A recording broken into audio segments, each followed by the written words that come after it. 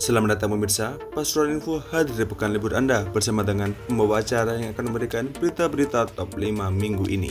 Dari balita tewas dalam kecelakaan di Mangil hingga dua pemuda diserang parang di Keraton. Inilah berita-berita yang akan kami sajikan.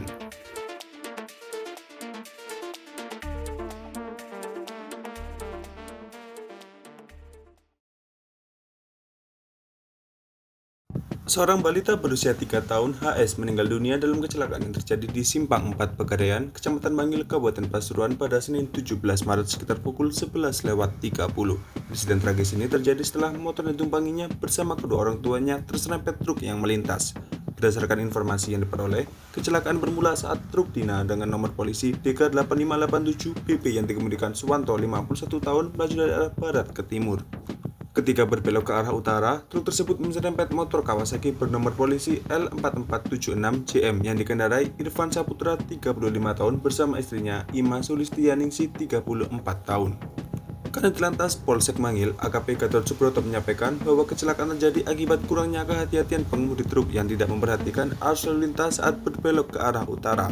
Akibatnya, kendaraan yang ditumpanginya korban terserempet di jalur searah. Dampak dari kecelakaan tersebut, HS mengalami luka parah di bagian belakang kepala, serta luka lecet di tangan dan kaki kanan. Selain itu, darah keluar dari telinga dan hidungnya. Balita tersebut meninggal dunia di lokasi kejadian, sementara kedua orang tuanya tidak mengalami luka. Jenazah korban kemudian dibawa ke RSUD Mangil. Polisi telah mengamankan pengemudi truk serta kedua kendaraan yang terlibat kecelakaan untuk kepentingan penyelidikan lebih lanjut.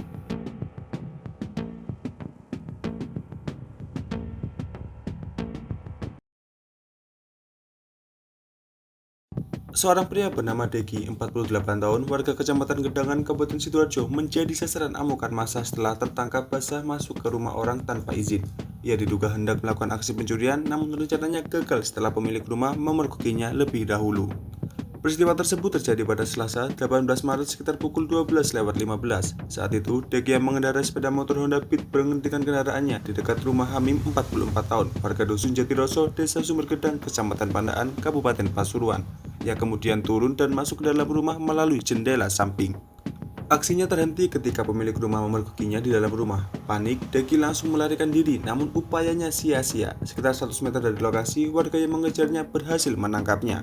Kesal dengan perbuatannya, massa pun mengejar Degi hingga mengalami luka-luka.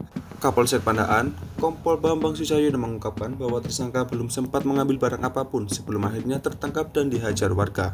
Polisi yang tiba di lokasi segera mengamankan tersangka dalam kondisi penuh luka untuk menjalani pemeriksaan lebih lanjut. Dari hasil penyelidikan, diketahui bahwa Degi sebelumnya pernah ditahan atas kasus pencurian handphone di Mojokerto.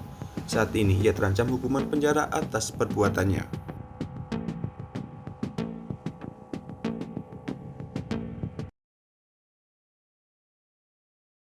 Hujan deras disertai angin kencang di kawasan Tutur, Kabupaten Pasuruan menyebabkan atap salah satu bangunan semi permanen terbawa angin. Peristiwa tersebut terjadi pada Rabu sore 19 Maret sekitar pukul 4 sore. Bangunan yang terdampak merupakan tempat parkir di tepi jalan, tepatnya di seberang SMKN 1 Tutur, Kabupaten Pasuruan. Saat hujan deras dan angin kencang melanda, bagian atap bangunan semi permanen itu terlepas hingga mengakibatkan bangunan roboh. Kapolsek Nongko Jajar, AKP Budi Luhur mengungkapkan bahwa atap parkiran terbuat dari seng terlepas dan terbang akibat diterjang angin kencang, sehingga bangunan tersebut ambruk.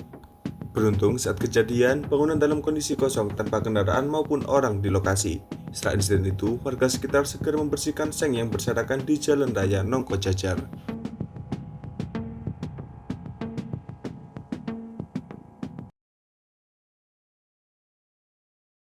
Peristiwa naas menimpa dua pemuda asal Kabupaten Pasuruan, Misbahul Munir, 19 tahun, warga desa Rebono, Kecamatan Wonorejo, dan Angga Yudi Pratama, 18 tahun, warga desa Dukusari, Kecamatan Sukorejo, menjadi korban penyerangan oleh pria tak dikenal saat hendak pulang usai bermain futsal.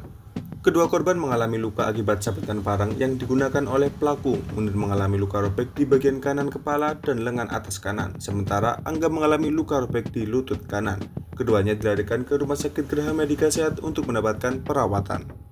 Insiden ini terjadi pada Kamis 20 Maret sekitar pukul 1 dini hari. Saat itu Munir dan Angga baru saja selesai bermain futsal di King Warungdowo, Desa Warungdowo, Kecamatan Pocentre. Mereka pulang mengendarai Honda Vario putih tanpa nomor polisi dari arah utara ke selatan dengan Munir membonceng Angga. Ketika melintas di Jalan Raya Desa Ngabar, Kecamatan Keraton, Kabupaten Pasuruan, mereka berhenti di tepi jalan. Tak lama berselang, dua pria tak dikenal yang mengendarai Honda Beat hitam mendekati mereka dan menanyakan alamat.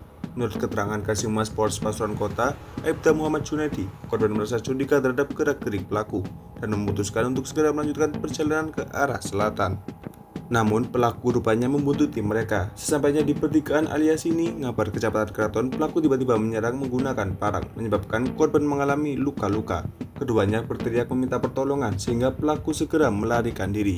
Pihak kepolisian dari Polsek Keraton langsung mendatangi lokasi kejadian dan meminta keterangan dari kedua korban. Berdasarkan hasil pemeriksaan, sementara korban mengaku tidak mengenal pelaku. Polisi menduga motif penyerangan ini terkait dengan upaya perampasan kendaraan milik korban. Hingga saat ini, identitas pelaku masih dalam penyelidikan.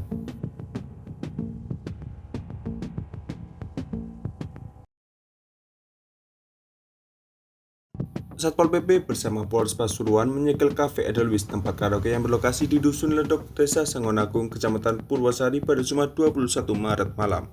Tindakan ini dilakukan sebagai respons terhadap insiden penganiayaan yang diduga dilakukan oleh anggota Ormas terhadap penjaga kafe pada Rabu 19 Maret dini hari. Penyegelan dilakukan untuk mencegah potensi gangguan keamanan serta menjaga kondusivitas lingkungan selama bulan Ramadan. Dalam operasi ini, petugas gabungan mengerahkan 20 personel, termasuk 10 anggota Polsek Purwosari, 7 personel Kodim Pasuruan, 6 anggota Koramil Purwosari, 10 personel Satpol PP, serta 2 anggota Subdenpop.